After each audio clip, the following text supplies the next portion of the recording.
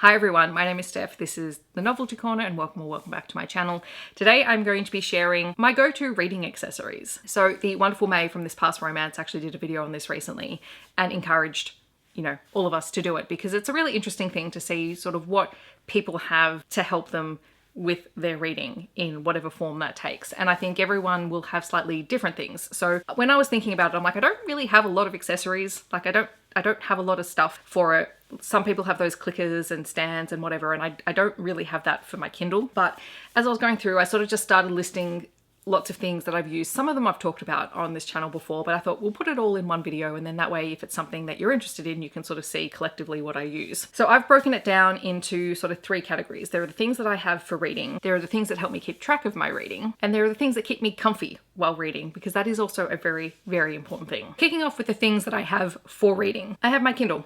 I love my Kindle. It was one of the best things that I ever bought. I never thought that I would like reading on a Kindle, but it turns out I very much do enjoy reading on a Kindle. I much prefer reading on my Kindle to my phone, which is definitely something else that I can read on. I do read on my phone, but this is my go-to if I'm going to be reading ebooks. I love it. I love the size of it. It's just very convenient, and I like how you can change up the font size and whatever as you're reading. I did realize the other day that you can actually turn it around so the orientation is this way. I don't know why I would read like that, but I figured out how to do it. The other thing I have now is a Kindle case. So this is just a clear case from Strapsicle. I do have a whole bunch of stickers underneath it. I don't know if I've actually shown the stickers, but anyway, that's what they are. I end up getting the clear case from Strapsicle because they're an Australian-based company, and also because I keep buying Strapsicle straps from them. So if you don't know, I have talked about them before. I have actually reviewed them before for them. Strapsicles are silicone little straps that you can put on your Kindle. Helps you hold them. You get two with every order, so you can actually do a cross-shaped pattern. I actually prefer just to use one. That's more than enough for me. And I have them in 3 colors at the moment. I did have a purple one, but I have given that to someone else because I don't need thousands of different colors, but I did want to keep all my black and pink ones. I'm also having trouble finding the matching halves. So all of these are the same strap that go this way because the straps are different, so they sit on different corners. But these are excellent. Even with the case on it, like it doesn't move. And I thoroughly love it. It helps my little fidget self when I'm reading because I get a lot of resistance off of this. So I'm constantly playing with it. Sometimes my hand is not even in the strap or it's not in it the right way, but it's just a good fidget toy on the back of my Kindle. And I love that it's an Australian company and that so many people have bought them and my friends have them, and it's just, it makes my heart happy. As I said, I also read on my phone. I do read ebooks on my phone, but primarily I use this for audiobooks now. I have a bunch of apps on here. So I have the Kindle app, I have the Libby app, I have Audible on here. I use all of those for listening. And then because I listen to things on my iPhone, I mean, if I'm at home, I can just put the phone on and I can just listen to it that way. But I also have my AirPods and I also have my headphones. These are the Beats Solo 3 that I got for free when I got my last laptop. I really like both of these, except at the moment because I'm having issues with my ears, and every time I put headphones in, I then deal with ear issues for like 2 days afterwards. So that's unfortunate because I want to go for walks and listen to audiobooks. I need to use these, and at the moment I can't. My go-to at the moment, if I'm at home particularly and listening to audiobooks or doing anything that I need headphones for, I tend to use these just because they're over ear and I get slightly less issues. And the next thing is not necessarily an accessory for reading so much as it's something that if you struggle to read or listen to audiobooks, which was something that I was finding when I first started my audiobook journey, is I like having something to do while I'm doing an audiobook, but it has to be something that doesn't take away my focus from the book, particularly if it's a new to me book. And so I started doing diamond paintings. You could do anything. You could knit, you could sew, you could, whatever hobby you've got that you can just put headphones on. But diamond paintings have been my go-to now for the last couple of years when listening to an audiobook. 1, because I like a good craft project. 2, they're just fun and very meditative. But also, this isn't a sponsored thing for Paint Jam, but I found these really tiny ones that take about an hour to do. So if you don't have long periods of time to sit and listen to an audiobook, but you just want to have like a really short sprint, these are excellent. All right, then we come to the second category, things that help me keep track of my reading. Number 1 is my reading cart. This is featured in many a video. I love my reading cart. It features my physical TBR and primarily, it doesn't feature my entire physical TBR because that's a lot. There's a pile of books behind here. But this features the things that I want to get to sooner rather than later. There is also my TBR basket, and I'll insert a photo of it here. This is where I reset my TBR every month, and I put all of the books that I want to aim to get to in the month into that particular basket. It sits directly in front of me. It's just over here. And it means that it keeps those books at the forefront of my mind and just keeps them organized. It also means if things come in throughout the month that I really want to get to, I just pop them into the basket so that they're there. And I find having that as a visual representation and clearly in my line of sight means that I'm less likely to just go and pick up something completely random when I've committed myself to reading something else. And I'm not against mood reading, but I get distracted a lot, and there are some things that I do really want to read every month, and if they're out of sight, they're out of mind. So I like to see them. And also the new thing this month, I have an entire video on this, is my Kindle TBR jar. I like having this here because sometimes if I do feel like a mood read but I don't want to read, I've actually gone back into this jar, even though I use it to pull books out for my reset every month. But I have gone back into here. It's also a great way to help me clear that TBR because I'll start something and then go, I don't know why I own this. Why have I got it? And I DNF it. So that's also really helpful. A couple of years ago, Izzy from Happy From Now got me onto barcode scanners. So I have one of these.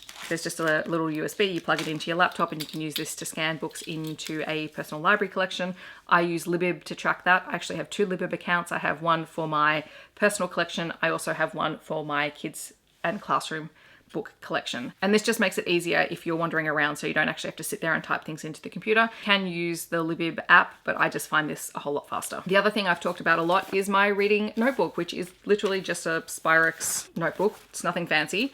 And it sits next to me while I read, and I write down notes so that I don't forget who the characters are or what the tropes are or how many pages it is or anything like that. And then I transfer all of this information into my reading spreadsheet because I don't like sitting there with my laptop open, typing in things as I'm reading.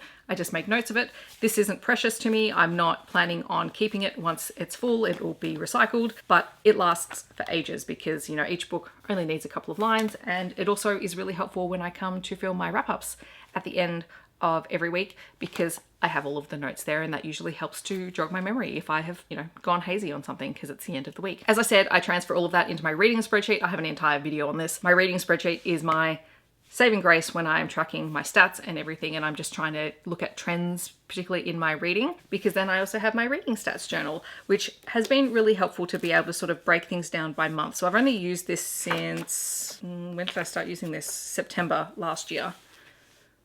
So it's really simple stats broken down by month, which I can do in my spreadsheet, but, you know, having like a physical representation, because after, you know, the year is done, I don't go back and look through my spreadsheets all the time, but to have this as an at a glance thing, it's really simple to set up. This is the setup for February. It's literally just numbers, and I pull it straight from my spreadsheet, and it's nice to look back on this because, again, it's a great way of seeing trends, and that will last me forever because that's like a 160-page journal, and I've only just started using it and I only use 2 pages a month. And these last 3 things will be of no surprise to you because I have an entire video on this, particularly on book annotating. But page flags, my flare pens, my highlighters, these I have handy all the time because when I am annotating a book, I usually pick at least one of those things to annotate with, and I love them because they're colorful. But if you want more information about how I use those specifically, I will leave a link on the screen for you so that you can go check out that video because I go into my annotation process in depth over there. All right, and then the last few things are the things to keep me comfy while reading. So 100%, I always have some kind of drink with me. At the moment, I have my fake Stanley. Like, this is a faux Stanley. It costs like 10 USD. I got it here in Australia, so it's like $15. But I actually really like it because it is big. I fill it up and it kind of forces me to drink water because I'm really, really, really bad at drinking water. But if I'm reading, I will have some kind of water. It might have something else in it to flavor it just because of my brain, but it's usually something like that and a lot of ice because I like cold drinks. Or if I'm not having a cold drink, it'll be tea, usually peppermint tea. I am trying to cut back on my sugary drinks, but the other option could just be, you know, soda water or sort of fizzy water, because whatever I can do to trick my brain into drinking more water, I will do it. The other thing I love, and I will not be putting this on because it is stinking hot here, because yay, summer, is my hoodie. This is my lifesaver in winter when it's cold and I don't want to put the heater on because that costs money. But my hoodie is super cozy. I just cuddle up under it. It's like wearing a blanket. I do also have a video where I talked about wearing my hoodie and reading. So I will also leave that linked on the screen. I will say I never thought I would be an hoodie person because I overheat really quickly,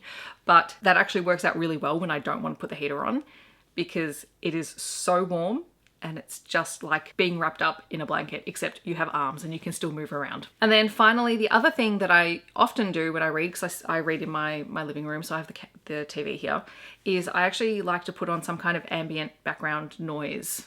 So usually on YouTube. So there is a channel that I quite like, and I actually use this one in the classroom as well, and I think it's called Ambient World, and they use very popular soundtrack music and have really nice sort of visuals on the screen. Sometimes I'll put that on if I want a more music background.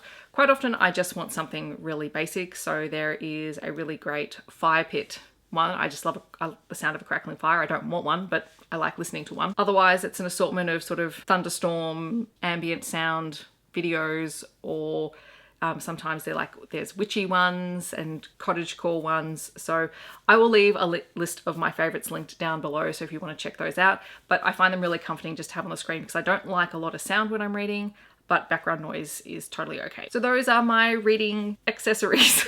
And hopefully that was interesting to people. I'm really curious, what are your reading accessories? Feel free to let me know down below. What are things that you have to have when you're reading that enhance your reading experience? If you want to let me know that you're here but you don't want to leave a comment, feel free to leave headphone emojis down below because I'm really coming into my audiobook era. I hope that wherever you're in the world that you're staying safe and healthy, and I will see you in my next video. Thanks so much for watching.